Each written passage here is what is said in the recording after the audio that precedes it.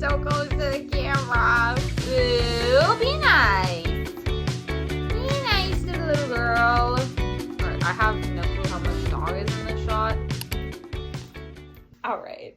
Hi, hello, hope you're doing well. Welcome back to my video. I'm Jess, if you don't know me already. If you do know me, you might notice. Jess, where are you? This is a new place for you to be. I am on vacation! Yay! Well, I'm kind of on vacation right now. Kind of. So let me give you the play-by-play. This week, I am at my family home back in Pennsylvania.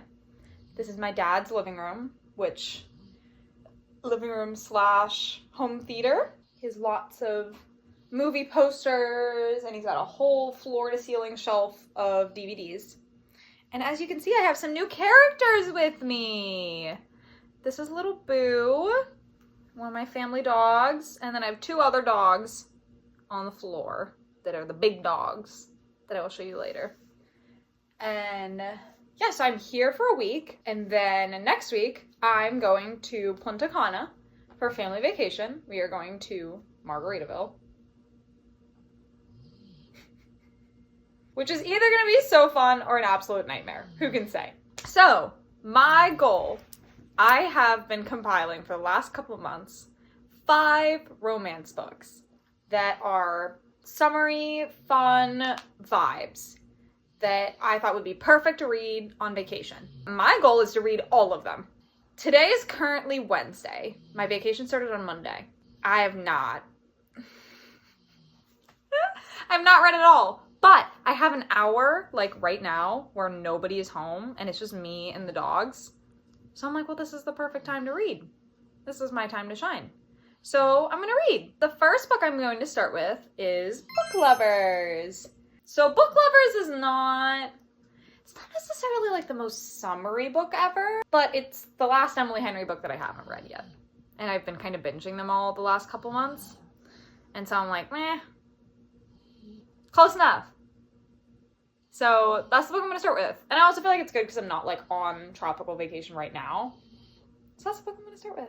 So yeah, come read with me.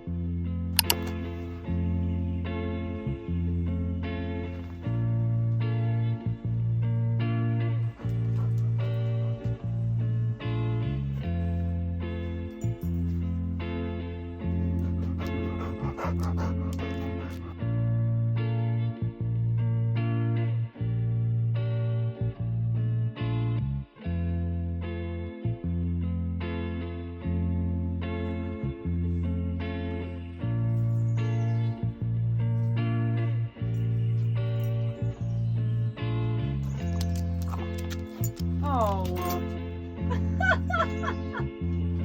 Alright, I guess Ella's leaving you. Well.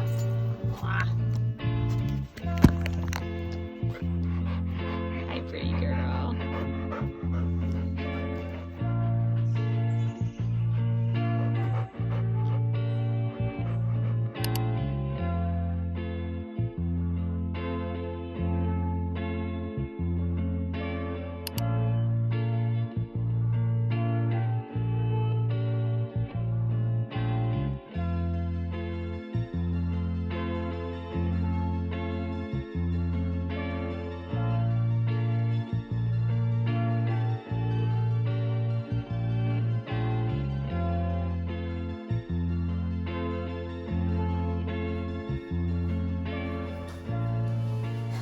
Okay, welcome to Margaritaville Vacation Part 2. Okay, let me update you on my book progress. So I finished Book Lovers.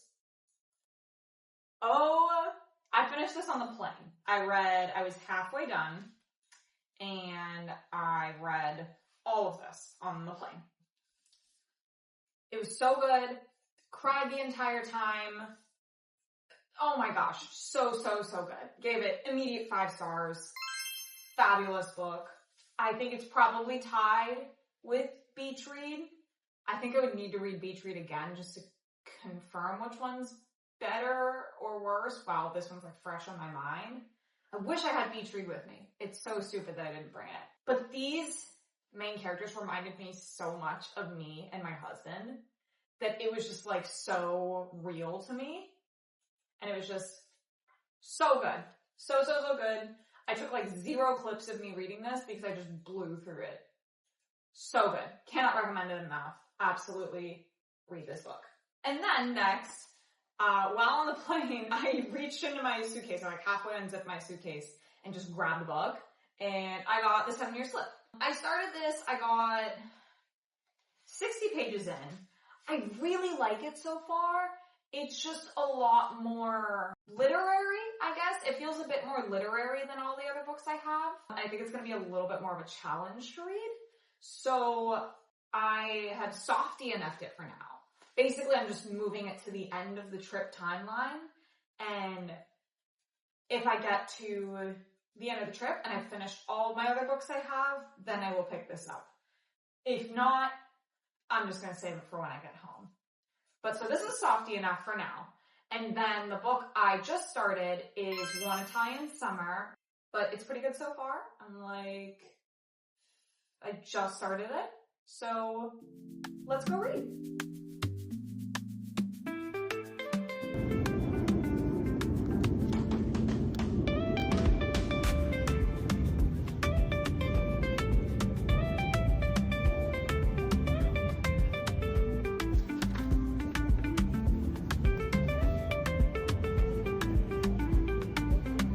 So I am on page 186, so I'm in the last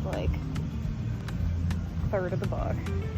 This book is blowing me away. It's way better than I thought it was gonna be because the ratings on Goodreads are not very high. So I didn't think it was gonna be great, but I really like it. It's really making me wish I was in Italy, but beggars can't be choosers. So I'm gonna try to finish it today and then move on to the next book. Okay, so I officially finished One Italian Summer. Hella. And it was so good. It was such an interesting concept. I don't know if I ever explained it because these videos, I have a feeling once I edit them all together, are gonna be so chaotic. But basically, there's this girl, and when we first meet her, we're at her mom's funeral. Really sad, her mom dies of cancer, the whole thing. They had this trip that they'd been planning to Italy for ever. The daughter decides to take the trip alone. When she gets there, she runs into her mom. But 30-year-old mom, not 60-year-old mom who died of cancer. So it's just the craziest premise, and it was so just like a chicken noodle soup story. Just good for your soul. It's good. I really liked it, and I'm gonna give it 4 stars. Very good. So I'm on to the next book, which is The Paradise Problem. I'm really enjoying it so far. I've completely forgotten to film anything because I read for 3 hours today and I'm halfway through the book. And completely forgot to film anything. It's really good. I'm blasting through it. But yeah, so the premise of this book is that this girl married this guy for cheap housing in college. She thought they got divorced, but they didn't. He has some crazy marriage contract that he has to be married for 5 years, and then he inherits $100 million. So let me also clarify, this is my first billionaire romance, which is such a wild world of romance, really. It's such a crazy place to be. Basically, this girl has to blend in with billionaires and pretend to be his wife for 10 days in paradise. So we can obviously see where that's gonna go. But I'm really enjoying it so far. I really like the characters. I really like, it's definitely, I would probably say already the spiciest romance book I've read. And I'm very new to the romance genre. But it's really good, and I'm really enjoying it. So I will try to get some footage of me reading this, but there's a chance it might just cut to me being done with it. We'll see. It is Wednesday. We leave Saturday morning. So halfway through this book, I'll probably finish it tomorrow and then start on the next book and then maybe I think I'll get 4 books done. Maybe 5 if I just crush a book on the plane. I might get them all done. That'd be really impressive. We'll see. I'll keep you posted.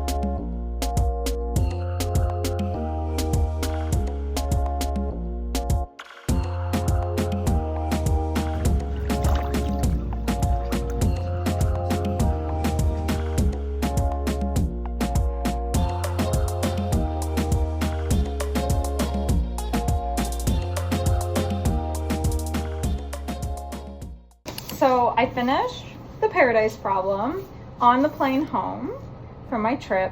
I really loved this book. It was so good. I was so like attached to the characters, and it was a very like rom-com-y situation. And usually in like the rom-com-y kind of books, I don't really get like super attached, but I was really invested. I really wanted to know what was going to happen next. I mean, Anna and Liam are just such sweethearts, and for my first romance book outside of, well, no, technically my second romance book, no, my first romance book, because the other book I read, after I read it, I was like, oh, it's not really a romance book, but that's okay. I'm gonna go through all the books that I read. I'm going in backwards order. My first true romance book outside of Emily Henry, I really, really liked this. I was honestly just shocked by how attached I was to the characters, because I thought it was like, oh, it's a billionaire romance. It's just a silly little paradise book. And I was like so invested in this story. I was like, what is gonna happen next? I need to know. And this is definitely the spiciest romance book I've read so far. It wasn't too bad. It was just the most like language used, if that makes sense. So it's definitely a little bit higher on the spice scale. I'd probably give it like 3 out of 5 peppers. I really enjoyed this. I gave it 5 stars. I was honestly shocked by how much I enjoyed this book, and I feel like that's the reason I'm giving it 5 stars, is that it just really kind of blew me away. I mean, book of the month. This is the first book of the month book I've actually read, and they absolutely blew me away. It was fabulous. It was so good. I could not recommend more. Get this book. It's really good. So that was The Paradise Problem. And then the second book I read, since we're going in backwards order, was One Italian Summer by Rebecca Searle. I do not have that book physically anymore because I gave it away to my mom because she wanted to read it. I really liked that book too. I want to say I gave that book 4.5 stars. Blanking, can't remember anything. It'll be here, whatever it is. It was a really sweet book. I really enjoyed it. It was definitely not a romance. It didn't end up being a romance book specifically. I think it was more of a like contemporary fiction with a side of romance. And just the whole like time travel element that it ended up having was really fun. And it was definitely just kind of like a accept it for what it is, don't think too hard about it kind of time travel situation. It was like the Harry Potter time travel, where what has always happened always will be, and what you did in the past actively affected what you experienced in the present. And you know how like that time travel is like, don't think about it too hard or else your brain will explode. It was kind of like that. But since it was just like a sweet book about grief and going through a really tough loss, I mean, it was a really good book.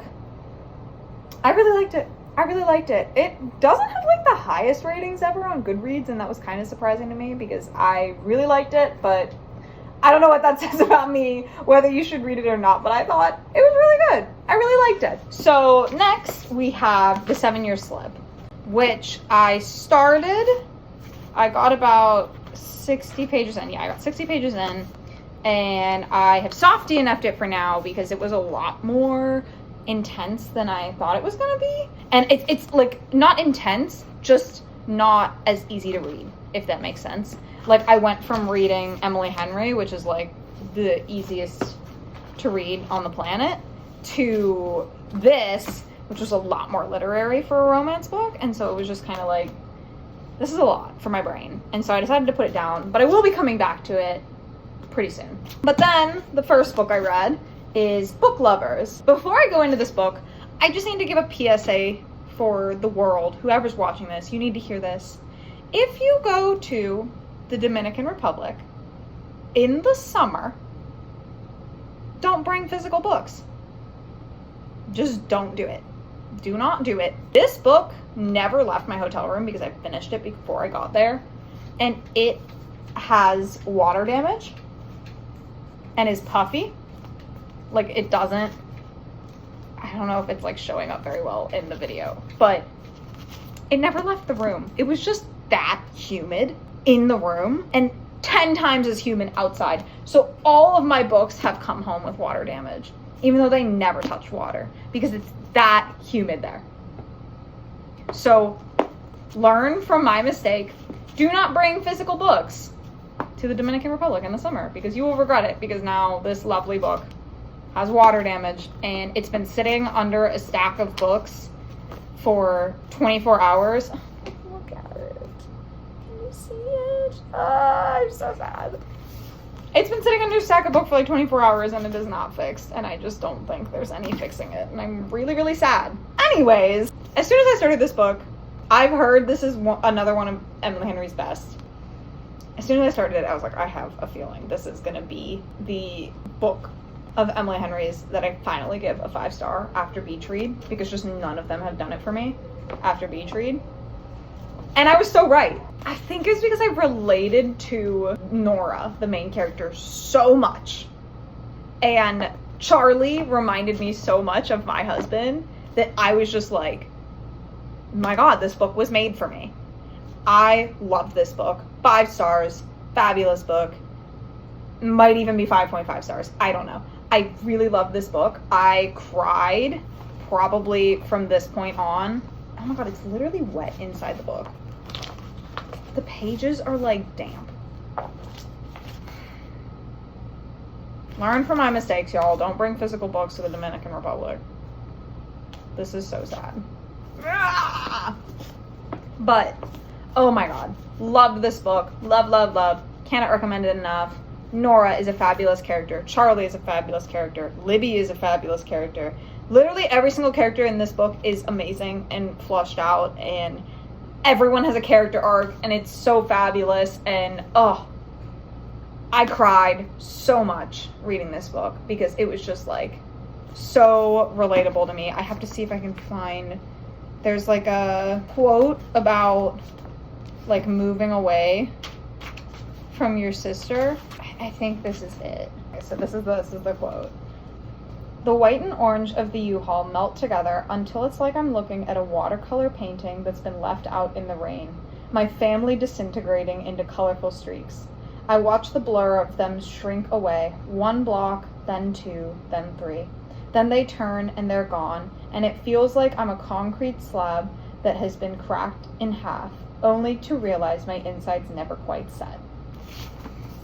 And as an older sister who has moved away, oh my God, I literally can feel the tears like right now. Oh my God. Oh, I love this book. I feel like I need to read Beach Read again almost immediately before I forget about this book, so I can determine which one I actually like more. I think Book Lovers slightly edges out Beach Read, and I think it's mainly just because I can relate to it. I think that's really the only reason. But this book was so good. So good. So all the books I read on vacation. One Italian Summer is here in the distance. Gone but never forgotten. I did not get through as many books as I wanted to, but that's okay. That's okay. I'm still proud of myself for reading 3 books. I'm proud of myself. I did a good job. So thank you so much for watching this video if you stuck all the way through to the end. If you liked what you saw, please subscribe and like this video and leave a comment on what you thought about these books.